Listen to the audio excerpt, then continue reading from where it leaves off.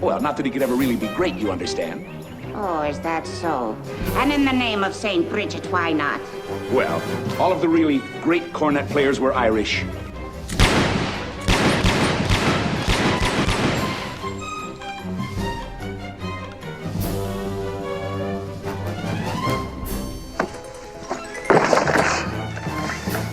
You shouldn't hang me on a hook. My father hung me on a hook once.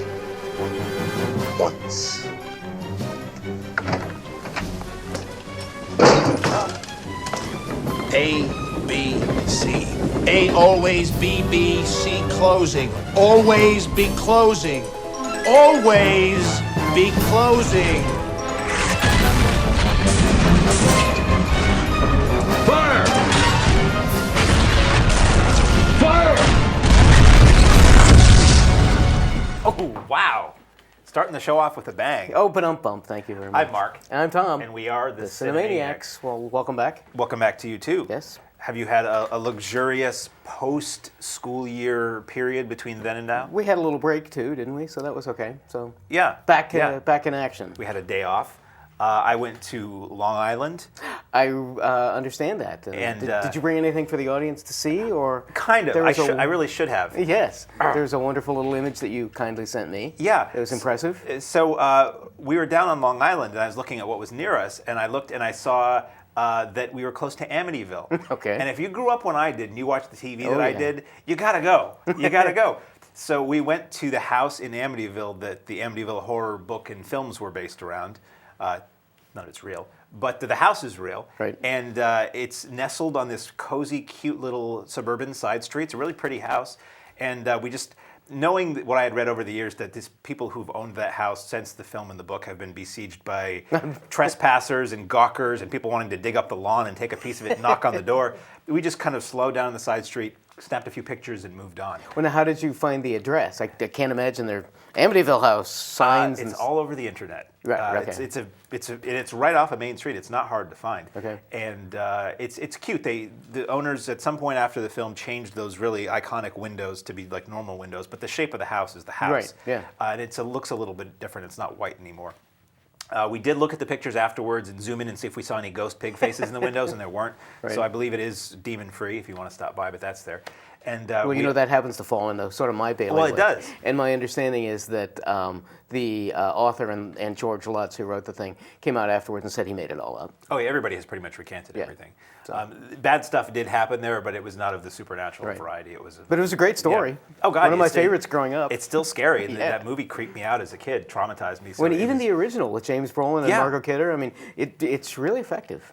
I liked it a lot. Sure. I never bothered with the remakes. Although I do recommend in relation to a film we're talking about later, So Bad It's Funny. Yes.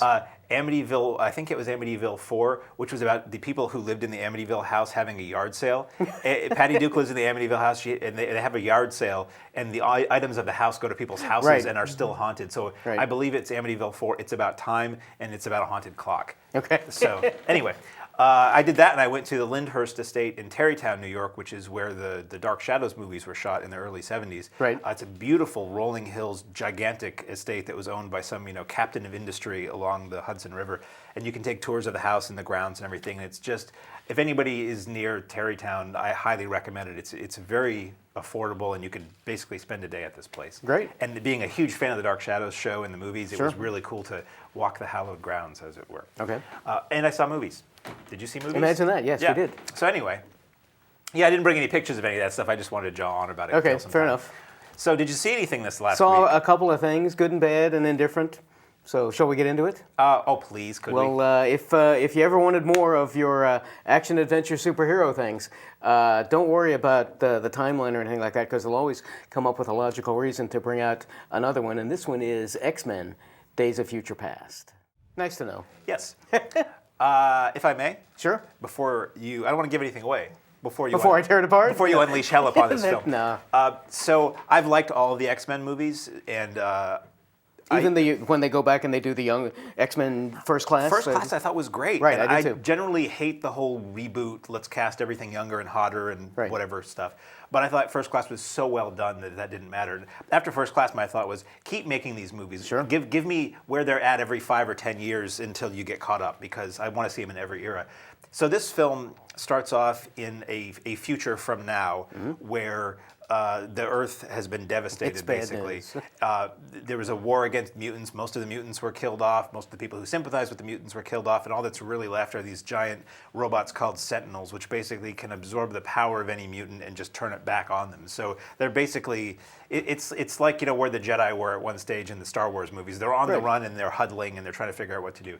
So a scheme is hatched, a wacky scheme is hatched to send Wolverine's consciousness back in time to his earlier self to stop an event that set in motion a chain of events that caused to stop this badness before it started, let's say. Right. So it's a clever way of, and it's based on a comic story, apparently a pretty famous one that I never read. It's a clever way of taking the X-Men cast of the original films, the grown-up X-Men, and then the X-Men cast of First Class, and kind of merging the two. Right. I'm a huge fan of time travel stuff. Yep. Never try to think too hard about it because it ruins everything if you do. And I also like the X-Men movies, so this was two great tastes that went great together for me. Yeah, okay. I thought this was incredibly well produced. This was gorgeous to look at. It's nice to see that, yes, you can do action sequences where you can see what's going on and understand them, and they're very exciting, if not more so. I love Hugh Jackman. He's just cool. Anything he touches is cool. I never saw Australia, but still. Oh, okay. No, I didn't. I've never seen Australia. Don't. So I really, really enjoyed this. It made me giggle. It was really dramatic and operatic at times, which Bryan Singer has brought to the X-Men movies, and I like that, in that they're not just silly thrill rides like a lot of the other ones are, or brooding, mopey heroes. There's drama and there's humanity and there's all kinds of stuff going on, in addition to, lasers and people who can turn into Right. goblins and things like that. So I really, really enjoyed this. I look forward to whatever they keep doing. If you wait through all the very, very, very end of an incredibly long list of Yes. names, you get a little teaser for the next movie, which makes no sense. Right. It will make sense, I guess, after you see the next movie and then go back and watch this one again. So whether or not it's worth it to sit through that, I don't know. I guess it gives you a Right. little bit more spectacle for 10 seconds at the end of the movie. If it's that, yeah. And in terms of the not contemporary, I guess you'd call it, the grown-up X-Men cast, they're all in it, but they're not all in it very much. Right. So don't go into this because you're a big Halle Berry fan or a big fan of Rogue, because you're only going to get a few seconds of those people. Right. Not a lot of dialogue. But it's really cool the way they tie it together. And I don't want to give away where this movie goes toward the end, but this is kind of a reboot too, in a way. Because if they move forward from this, they can really go anywhere they want. Right, in my opinion, that's got to be what you're going to do, because while I enjoyed this one, it just totally ruins all of the timelines from all of the other films, because everything has changed. We actually, and I'm going to not give away some things, but Professor X is in it. How is that possible? There are all sorts of these, and I'm sorry to be overly picky, but for two reasons. This is a time travel film, and in my opinion, one of the things I like about time travel films is the fact that you go back and you look at the butterfly effect. I can understand to enjoy it, you got to just forget about it. But the X-Men films in particular, and Singer as a director in particular, I think I've come to expect more from that, from just like, forget about everything that we showed you beforehand, we're just going to start from scratch. There were so many things that didn't make sense. I'm watching these characters, and I wasn't really even a big fan of the X-Men growing up. Spider-Man was my big one and things like that. I never read the comic as a kid. I did, and I followed the timeline, but I distance all of that, and I try not to read into the films, just like with Spider-Man. Start from scratch, it's a movie. But we've had all of these movies beforehand. I think you have to be true and fair to them. And I just think this one completely screws with all of the timelines. So many things, so many characters are back, so many characters can do things that they can't do. And they don't explain it. And in my opinion, it's not sufficient to say, we'll explain it later. You need to explain it in this film for me so I don't have to think about it. One of the things that bothered me most, and this isn't giving away too much, you mentioned the Sentinels. If viewers or readers are familiar with the Sentinels, they're different than the Sentinels in the comic book. But you're right that it's kind of cool in this dystopian future. The Sentinels can, as soon as they've been exposed to a power, they can absorb it, and then it's sort of interesting in this film. You find that one character is a flamethrower, and so they absorb that power. Then another Sentinel can use that against Iceman, and I thought that was pretty cool. One of the things that I didn't understand though was, as we're going back, we find out that Trask Industries, and if you're familiar with the X-Men mythos, that's a big name. Trask was the character who created these Sentinels, and one of the things that he did, one of the big motivating factors of this film, is you have to find Mystique. You talk about how, first of all, you're right, this is super well shot. It looks great. 3 Academy Award winners, multiple. The caliber of the cast is pretty staggering. It's unbelievable. And I think that's got to be one of the fun things. I'm sure if you talk to Jackman, I'm sure he gets paid really well, or Halle Berry or something, they say, yeah, they're my character and I want to keep it going. So that's always fun. But within this timeline in this film, Trask is trying to get Mystique, who, as we all know, is a shape changer. Right? And it's Mystique's DNA is the secret to these Sentinels. Well, that doesn't make any sense. The Sentinels don't change shape. They absorb powers. Why aren't they going after Rogue, who is the character who absorbs? So I don't mean to be overly picky, and for people who aren't either fans of the comic book or the movies, I realize I'm beating a dead horse. But as much as I sort of enjoyed this film and liked watching a lot of it, 2 things bothered me, and this first one is my fault, that I was thinking this film was going to be about old Professor X, or Patrick Stewart's Professor X, really working and being physically involved with all of these older characters being physically involved with their younger counterparts.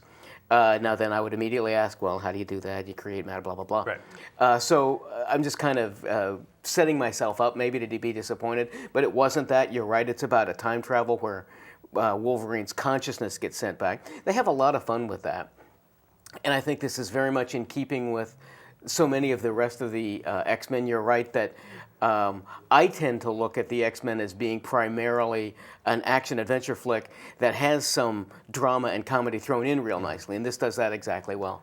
But overall, I was pretty disappointed. I was upset at the filmmakers for pretty much like ruining a timeline. We have at the end of the film, we have characters who, many characters who had died beforehand are still there, and so I'm left to imagine, well, wait a minute, that's going to be bad, that's going to be bad. So in the long run, I felt kind of cheated. I enjoyed it, and I'm thinking I'm probably going to enjoy it more even on video when it comes out, because you're right, it looks great, but I expect more when I go to the theater, as everybody knows, and ultimately I was pretty disappointed and unhappy with X-Men. I'm sorry to hear that. Did you see this in 2D or 3D? 3D. I saw it in 3D, and I thought it was some of the better 3D I've seen in a while. I was struck more, and sorry to thank you to our friends at Keene Cinemas for allowing us to see these things, but I was struck more with how dark it was again. Really? Because I had trouble seeing a lot of the dark areas, and as soon as I popped those up, it's much brighter, and so that continued to trouble me a little bit. This was a post-conversion job, which I used to be very against, which is you take a movie that's shot flat, and then in a computer you make it into 3D. And I used to have an issue with that, but more and more, those are some of the better 3D that I see because they can really crank the depth on it if they want to. And some of the early stuff with what has become the opening for every Marvel, under the titles where it's going through synapses and things like that, that was really cool. Yeah, that was fun. And there were some moments that worked really well. And again, not that we are, but if you're paying extra for the 3D, you ought to know that you're watching it. Right. So I thought that was well done. I'll agree with that. We disagree. It's one of those Yep. which I believe one of the mutants does that, and that's how they get their power. They knew that we were going to review it in that respect, so thank you. It's like the yin yang of reviewing. So up next, we have Adam Sandler and Drew Barrymore and their respective kids on a trip to Africa. It's a mismatched, muckled up trip of people who don't get along, but sooner or later, they have to face the fact that they are and will be blended. Yes, so they always have good chemistry. I like Barrymore, I like Sandler. They've done 2, not only touching and funny movies, but good movies with The Wedding Singer and 50 First Dates. So going in hoping we'd get something of the caliber. Again, The Wedding Singer I can kind of consider less funny than touching and meaningful.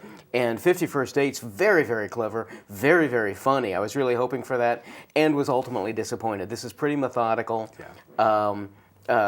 Whenever I'm watching these things and, we get some poo jokes or bathroom humor, I'm thinking, Mark will enjoy that one. When you think of poo, you think of me. I think of Mark. Thank you. But so this one is funny enough. It's enjoyable. The two of them, I won't say they have good chemistry because I was asking and thinking off. I don't get the sense that they're like any kind of a couple. I've never heard that off air. In reality, but they work together well. The dialogue is pretty snappy, so it's a fun and enjoyable one, but it's certainly not of the caliber of their former two. I found this was, for me, pleasant to watch, but not funny. You mean visually or just enjoyable just enough? Overall, it was pleasant enough to sit through. It moved Right. along at a decent pace. Everybody in it was decent. It looked really nice photography. The music was good. You can always count on good music in a Sandler movie. Right. Although it's usually like a 70s, 80s rock soundtrack, and this was more music of or inspired by the area of the world they're in, but it was still pleasant. But I just wasn't laughing at it. I was just sitting there going, ugh. A lot of the jokes were just not working for me. A lot of the crude stuff wasn't working. And then there was stuff in it. This is really, or should be, a family movie. Right. I mean, like a movie for kids and their families to watch. And there were these like kind of saucy jokes that kept getting thrown in, and I'm like, really, you could trim those out because they're not very funny. Right. And this would be totally good for youths.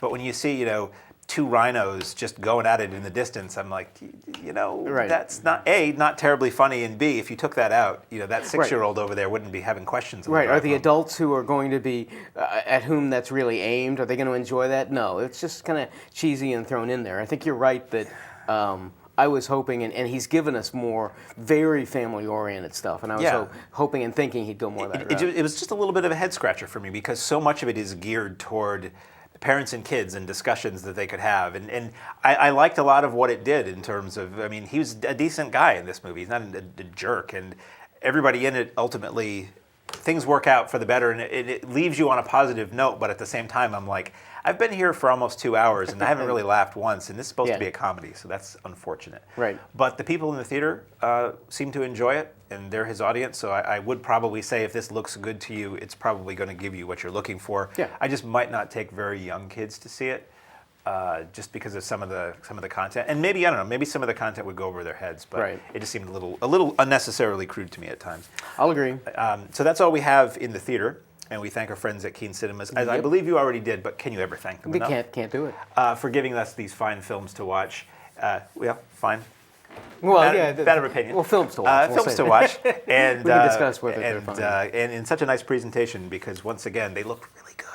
Yep. I'm sitting here watching an Adam Sandler movie I'm not enjoying, but I'm like, wow, those colors are just popping off the They screen. pop right out, yeah. So then we move on to video. And we have to thank everybody at Video Headquarters. We do. For that.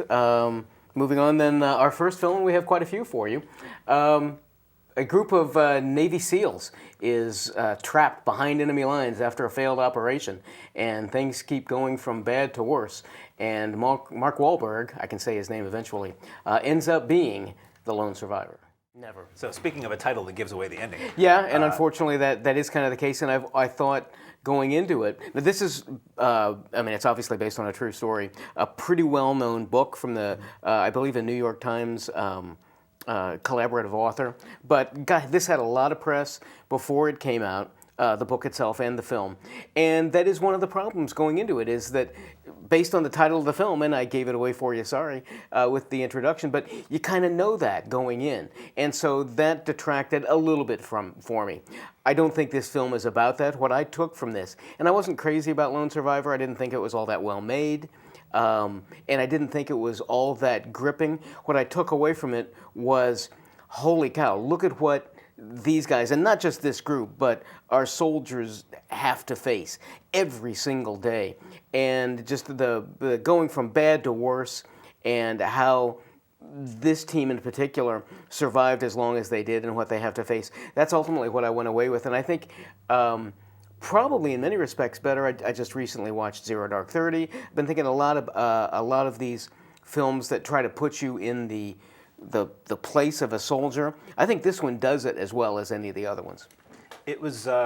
It's really mostly a long firefight. Right. I mean, it's an extended gun battle, and these guys are discovered in a hive of bad guys, and how do they escape or manage to survive as long as they do?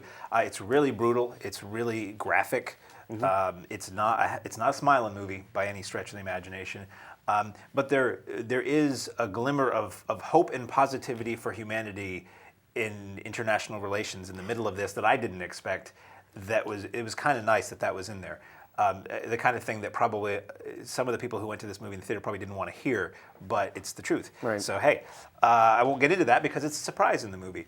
I thought it was good. I thought it was very gripping and suspenseful for the most part, because I guess once you're in it, maybe you put the idea of what the movie is called out of your head and who stars in it and where it's going to go, Right. because you want these guys to make it. And I don't know, you spend a little bit of time with these guys before things go south, so you get a little bit of a sense of who these people are. And then at the end, you see photos of Right. the actual people that it was based on. And actually, I want to say his name, but the name I'm thinking of is, it's not in here. The name that's coming into my head is the name of somebody who works here, so that's obviously not the guy this movie's based on. The guy who this movie is based on is actually in the movie in a cameo, which is kind of interesting. Yes, right. So yeah, I think if you're interested in this movie, it's good. I would say it's probably not one to watch with the kids. No, or certainly not. around the Thanksgiving dinner table, unless you want to give thanks that you were not the movie that this guy was based on. So yeah, I thought Lone Survivor was good. You bring up a good point that I remember when I saw this in the theater. That I felt we start with we're in basically camp with them, right. And there's this foot race, and you get a little bit of the sense of how these guys in some of their spare time have been able to bond together. But I really did want to, as they're being picked off and as our characters end up not making it, and in particular when we do see the real photos of the real people, it would have made more sense to me, and I would have felt more emotionally connected to the characters had we spent more time with them beforehand. Mm-hmm. We really do get into this pretty darn fast. As I recall, it's like 10 or 15 minutes and boom, right. They're off and we're in the middle of all of this stuff. I would have enjoyed seeing a little bit more behind the scenes with them and their families and things like that. We get a little bit of it, so once again, I intellectually understand it, but I didn't feel it. So, not to beat a dead horse, because again, I did think this is pretty effective. It's very brutal. It's effective in what it wants to do, and performances overall are good. Mm-hmm. I just thought you could have massaged it as a film a little bit better to give me a little bit more emotional punch. All right. Speaking of emotional punch, Yes. it's a story. Stop me if you've heard this one before. There's a guy, he's a carpenter, he's off in the Middle East somewhere. He's always living off Dad's coattails. Yeah, things are a little rough, and you got a lot to live up to when you are the son of God. Hi, we were just talking about the next show we're going to do. I was told right before I went to see this, that this film is edited down from a miniseries. I think it was called The Bible. Don't get me wrong. It would be an accurate title if it was. You would think. That was produced for History Channel, like a 10-hour miniseries. And this is basically just focused on the Jesus element of that. And that, in my mind, going into this, that's what this felt like. It really felt like it felt like it should have had narration over it. Like a lot of the scenes we were seeing and people were talking, we weren't like really meant to hear that audio. That was just supposed to be rhubarb under somebody, giving the details of this, Right. So this basically is Jesus' greatest hits. This moves right from one iconic moment and line to the next. Right. To me, without a lot of context for that, being somebody that knows the stories but is not a terribly religious person, I didn't have that history to fill in the gaps or fill in the cracks as I watched this. So a lot of times I was like, now who's this person and why is it significant that? Why should I feel what I think you're wanting me to feel when I see this face, because I don't know, and so it's not terribly long from what I recall. It looks okay. I mean, it was shot, I believe, more or less in the area of the world where it happened, and performances are okay. Right. But again, I felt like this is stuff that was shot to be filler in a documentary rather than to stand on its own as a dramatic work. Like at the beginning, they give you all these real quick flashes of like important stories of the Bible. And when I'm watching it, I'm thinking, wow, if this was just a movie by itself, they put a whole lot of effort into having that one shot of that guy doing something there. Yes. That we never see again. So I wonder what the experience is of watching this if you've already seen that miniseries, or what. It would be an interesting exercise if you had the time and interest to watch that miniseries and then watch this and see how the two compared. Yeah, I didn't think a whole lot of it as a theatrical experience. While I was watching it, I kept thinking, I'd rather be watching Jesus Christ Superstar right now, because I felt that told a better story than this did. Can't go wrong with Superstar. There's a film called Jesus of Montreal that was an indie film that was made in Canada in the early 90s, where it was about a group of actors putting on the Passion Play at the time the movie was made. And then as things happened, the film went on, things started happening that take place in the life of Christ, but they were happening in the context of these people trying to do a play. And that was cool to me because all these lessons that this film and the Bible are trying to teach you are still applicable. I mean, the rules still make sense.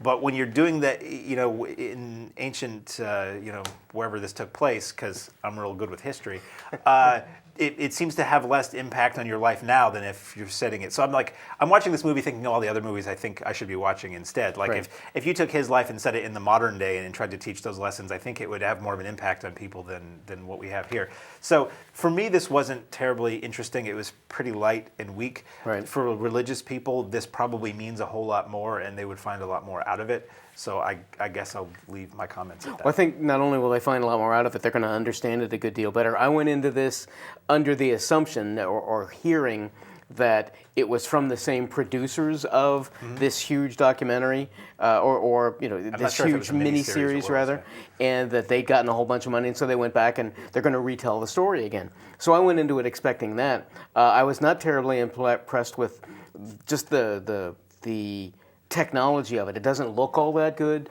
Performances, you're right, aren't all that great. And what I distinctly came out of this was exactly what you say. While I've studied the Bible and I don't consider myself particularly religious, but I was raised Catholic, so I know all of the stories, I was struck very much with, well, wait a minute, who is that? What's happening here? Yeah. And it did feel very disjointed. And so in retrospect, having found out that you're right, it was culled together from this much larger series, that made sense. Ultimately, and I think it would be interesting to go back and see if some of these questions, not really the fill in the gap questions, but the kind of overall sense and feel of the film would be answered by watching the longer version. I felt that this was just very distanced, and it felt like very much a history. Sit some young kids down and say, this is what happened a long time ago. Much. And it didn't seem to connect with... Very surface and highlights. Right, absolutely. And so in the long run, I was really kind of disappointed. I mean, how can you go wrong with the story? You certainly got a built-in audience, and I'm not sure how well this did at the box office, but I think probably on video it's going to hopefully find a larger audience, because I don't think this did terribly well in the theaters, and I think for a lot of reasons that it felt really kind of called together. Speaking of another man who stands alone. And it's called together? And it's called together for justice and truth. Yes, you could say that. Michael Keaton heads a group somewhere in the near future in Detroit, and he's needing some bucks, but he has to help keep his city safe. And so working with Gary Oldman as a well-meaning scientist, he's going to take some police officer. Stop me if you've heard this before, but he's going to take a police officer who had a lot of trouble in the line of service and build a better cop, and his name will be Robocop. So why was this made? I don't know. Because people have heard of Robocop? Probably, I guess. Yeah, man, I was never like a crazy major fan of Robocop. I saw it on video. I loved the first one. They did 3, I think. Yeah, and then a cartoon series, right, like everything, and a TV series too, yep, I believe. I think so. That went on for a bit longer. This was not that great. It was not. If you're going to do a remake, try to do it better or try to do it different. Yeah, try it a little different, right? This is different, not better. I'm open to the idea of some of these, like maybe like the new Planet of the Apes movie. I thought was great, and I look forward to the one that's coming soon. But this was just, you can't help but compare it to the original. Right. There's not a lot, like the Godzilla film recently. There's not a lot of RoboCop in RoboCop. This is predominantly about this guy dealing with what he is, the man versus machine. I mean, the element of the man that's left after this bad accident, and then he becomes RoboCop, is there's not much of him there. It's like a head and a part of an arm and his lungs or something like that. So it's a lot of coming to terms with, is he still a man, is he a human, or is he a machine, and dealing with his family and all that. And you don't get a lot of actual Robocop action until toward the end. Right. So it's kind of like a Frankenstein thing, Frankenstein coming to terms with his mortality and what he is. And it just wasn't that interesting, you know? I mean, and the original was very cartoony, very over the top. Right. Commented a lot about, you know, the police and government and industry and all sorts of things. And you think about Robocop, you think about some silly guy in a robot suit cop movie, but there's a lot going on upstairs in the original Robocop. This starts off like that, talking about use of drones and things, and I'm like, oh cool, they're going to apply the Robocop thing to what's going on in the world now and dig into some issues. But then they just kind of say, yeah, forget about all that. Well, that's all the Sam Jackson stuff, and he's this televangelist and just down on the government, and that whole bit just seems so out of place too. Yeah. Like they're going to try to force a story and an issue on this thing. It is basically just a reason, as you say, to stick another guy in a can. And I didn't think the actor, who apparently was the star of that series, The Killing, he has his fans, but I thought he was really weak. Yeah, I thought he was bad. And so when he's the non-RoboCop, the pre-RoboCop character, he's really kind of weak, and I don't care about him. And then when he becomes RoboCop, I mean, it's sort of like with the original RoboCop. Once he becomes the robot, there's less acting involved. It's just talking with a robotic voice. But still, I thought the guy was kind of a stiff. So this didn't really connect with me at all. Character-wise, I have the same comment as I did with Lone Survivor, in that you're right, this whole film doesn't. And this is one thing that it did do different than the other films, was focus more on this humanity aspect of it. Is he, in some respects, I think when we reviewed it in the theaters, I was talking about it being similar to Iron Man. Mm-hmm. Is he the person or is he the machine? And I enjoyed that, but in order for that to mean something for me, I needed to know more about him at the beginning, his family life. And so intellectually I understood it. I didn't really care about the character, both because it didn't give me that backstory and because performances were so bad. It looks really slick and glossy, and so I like that. For fans of Robocop, which I consider myself a fan of the early one, I didn't enjoy so much the little wink nods to similar lines and things like that. I found it intrusive. I always do. You're just ripping off the old RoboCop. Is that all the best you can do? My friends and I have these certain movie rules, and one of them is never reference a better movie in your movie. Right, good rule. To take it back to the Planet of the Apes movie, I'm totally with the movie I'm watching, and then they say a line from the original, and suddenly I'm thinking about the original and what the original was like and what that was, and I'm not thinking about the movie I'm watching anymore. Right. So it's cheesy when they do that. We've got a couple of real well-known actors. Gary Oldman does as well as he can as this well-meaning scientist, but his whole character is kind of unimportant, and I'm kind of wondering why he's there. Michael Keaton as, clearly he's, in the long run, the bad guy. I don't think he's nearly the bad guy that the original RoboCop had, and I'm not saying that's either good or bad. I'm just saying that Keaton has a few moments where he can chew the scenery, and he's great at that. And so those are the moments that I enjoyed the most, was seeing Keaton kind of really get into this character. But he's not in it very long. RoboCop's not in it very long. Ultimately, I'm kind of wondering, again, why this film was made. Wasn't crazy about it. Probably not going to see a RoboCop 2. No, I doubt it. New RoboCop. I won't. Well, I guess we will see it if it comes out. But Box office-wise, I kind of doubt it. Okay, we fooled around long enough. I think we ought to get to the real meat of the subject. We and everyone have been waiting for us to talk about this one right here. I know they have. So, when you get a case of terminal laziness, what do? You go and get a membership at the Death Spa.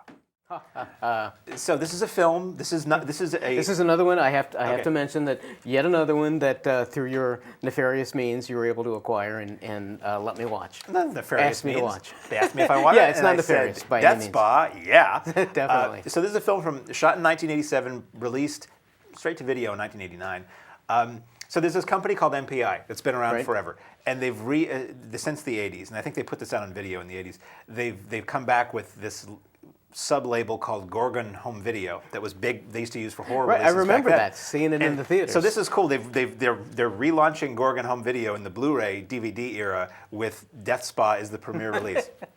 So it was too ridiculous for me to say no to. So this is one of those movies. This isn't a good movie. This isn't scary. This is bad. But this is so bad that it's really funny. This is the kind of movie that's made for Mystery Science Theater or for you and a bunch of friends to get together and watch and laugh at. Be it the ridiculous clothing, the ridiculous set decor, the ridiculous hair, any of it. I mean, you've got Ken Faree in this film you saw in the trailer from Dawn of the Dead, and he's wearing this like amazing Technicolor dream coat while he's spotting people lifting weights. I was laughing out loud during this movie. I kept calling Cricket into the room and rewinding it and showing her parts of it.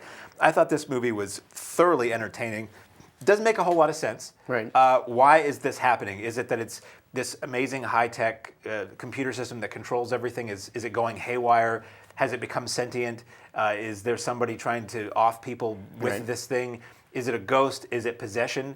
Answer, all of the above, maybe, I think, I don't know, whatever. So a man is assaulted by frozen fish at one point. I mean, it is ridiculous. And like so many films don't know how to do today, it's less than 90 minutes. So it does not outstay its welcome. At one point in the movie, there's a character asleep on a couch, and on the TV in the distance is A Hard Day's Night. And I'm like, how did they get the rights, or were they gutsy enough to just rip off Hard Day's Night for this movie? And it turns out this was produced or executive produced by Walter Shenson, who made the Beatle movies. His name isn't on it, tellingly. So it looks great. Yeah. The set that I have that they're putting out it's a DVD and a Blu-ray, so you can do whichever you want. So it looks better than I can't believe it ever looked as good as this before. There's a trailer on this, not the one that you just saw, but the one that was originally on videotapes. It looks so horrendous. If that's what the movie used to look like, you never saw the movie until now. Right. And there's extras. I listened to the commentary, which is I wouldn't bother with. It's pretty awful. But there is like an hour-long making of. There's a making of that's just about as long as the movie. That's fun. Which I started to watch and it's kind of cool. So, for what it is, I really liked Death Spa. This is the kind of movie I want to see again with friends because it was a heck of a lot of fun. I remember the Gorgon image when it came up, seeing it in the theaters. I don't remember seeing Death Spa, probably because at the time when it was released, although I was probably old enough, this is loaded with full frontal nudity, at least of the female persuasion. And they said earlier, gratuity is included with this movie. Yeah, absolutely. So there's a lot of that if you want that. When initially, and again, we prepare all these clips and things like that, most of the time I'll grab them online, and the one that I did grab originally online was this low-res, crappy version that, oh my God, it looked awful. I couldn't believe how good this transfer looked. I can't imagine they digitally restored Death Spa, but they found a great copy. Yeah. The transfer looks great on both DVD and Blu-ray. It's that mid to late 80s neon and oh my God, big colors. Yeah, the colors are, and I mean, even performances, this isn't like wink-wink, tongue-in-cheek like, I don't think like some of Sam Raimi's stuff might have been, but it's because they play it straight, and performances aren't awful for the time, I guess. So this really is loads and loads of fun. You certainly get your fill of strange ways for people to die, and you get your fill of attractive women being horribly murdered and brutalized. It is kind of funny, you're right, that it kept me going long enough. It's pretty short, so you're not spending a lot of time. But yeah, they bring in cops, they bring in paranormal investigators. It's what in the world is going on? And so in the long run, I did think that Death Spa was really pretty much fun. You can't argue. It actually reminded me in a way of, I don't know if you've ever seen it, the Italian, I think it was Lamberto Bava, did these movies called Demons and Demons 2. Yes. This had that vibe for some reason. And at one point I wondered if this had been maybe made in Europe, but I don't think it was. It just had an odd feel to it. Okay. So speaking of tremendous nudity and gore, our next film. You can ask for either one. Stop me once again if you've heard this one, but you're a young girl and you're in love with a young man, but mom and dad on both sides don't want you to get together.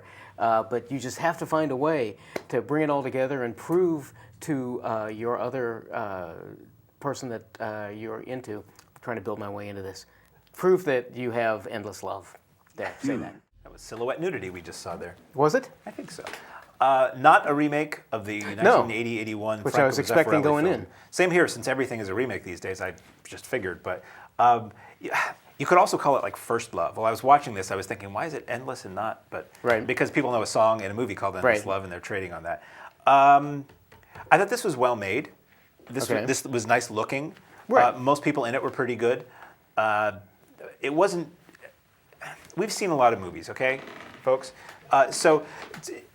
When you see something that's just something you've seen a million times, unless it puts a big twist on it or is really like the best version of that, you're just like, okay, well, you know where this is going to go, and it's this again. Right.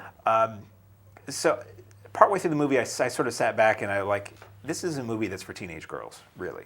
So they haven't seen a million movies, and they're probably not as cynical, and they're more likely to get wrapped up in the emotion and drama of this.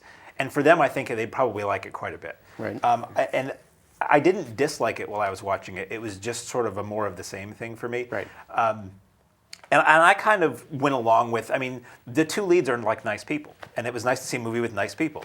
Off air, I was saying, have we ever seen a movie like this or a romantic comedy where the best friend, the Greek chorus or whatever you want to call it, the advice giver is not an a-hole? I don't know if I have, because the best friend of our Alex Pettifer in this movie is just like an idiot and annoying, and they're always supposed to be funny, but they're not. They're just annoying. And if you think back to Blended, the best friend of Drew Barrymore is just annoying in that movie. So yeah, this, for the audience, this is one of those where I'll say, if this trailer looked good to you, you're getting what you pay for. With the possible exception, as you mentioned as we were watching this, this trailer in particular makes it look kind of dark and almost kind of scary. It makes it look like it's more sinister, like it's, what's that Mark Wahlberg movie where he played the obsessive boyfriend early on in his acting career? Oh my. You know what I'm talking about? It makes it feel like it's going to be one of those where it's going to get really dark and maybe the boyfriend is going to turn out to be a psycho and do bad things. And as it was getting toward the end of the film, I kept thinking and maybe hoping it was going to take a darker turn. Not because I didn't like it, but because it would be a real punch to the gut if it ended that way. But it kind of doesn't end on a dark note. Right.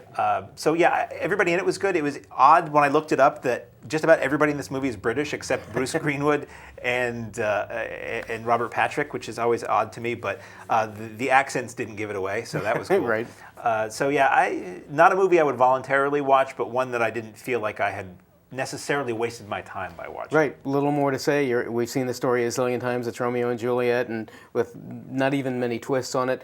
Like Robert Patrick, like Bruce Greenwood, and they're the most recognizable people, certainly. Performances all around were fine. It does look good, but once again, I was struck, and maybe I'm just getting too old to watch some of these things, but seen it a zillion times, and it just felt like, oh, young love.